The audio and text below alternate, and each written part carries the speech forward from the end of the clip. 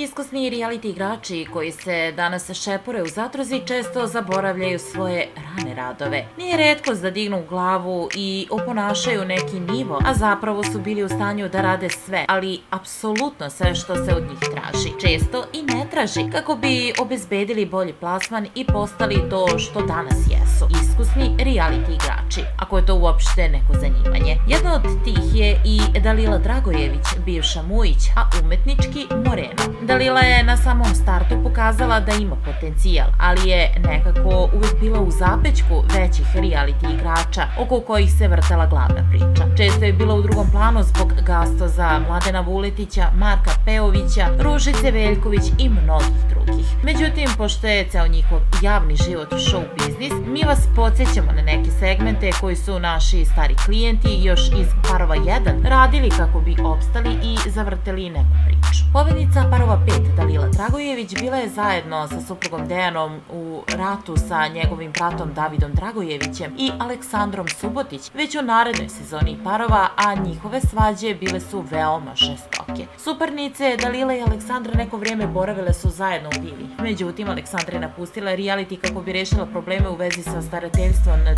ćerkom, a za to vrijeme David nije prestajao da objavljuje šokantne detalje o Dalili. Na njegovom Instagramu osvanulo je tada pismo koje je, kako navodi, Dalila slala svom bivšem dečku MC Dadu, takođe učesniku realitija dok je bila u parovima. Ovo je Dalilino pismo koje je slala Dadu dok je bio u parovima, a koliko su napadali Aleksandru da je ona slala i slično. I još pisama je slala preko Zorana Manijaka kada je išao na operaciju, gde je pisala da ne brine Dado za Mladena, kako neće biti ništa sa njim i da će on biti sa Aleksandrom, a da će naša veza pući. Prošlo je par dana, ona se poljubila sa Mladenom, ostavila Dadu, a za 3 dana ulazi Dejan. Uvijek je htela svoje sranje da prebacuje na Aleksandru, ali ne može. Možda može u vili jer igra sa vrhom, ali sve se vidi. Aleksandra velika, poručuje besno David ispod posta. Dalila je u navodnom pismu MC Dadu pisala da je on jedini u njenom životu i da zanemari sve što radi sa Mladenom Vuletićem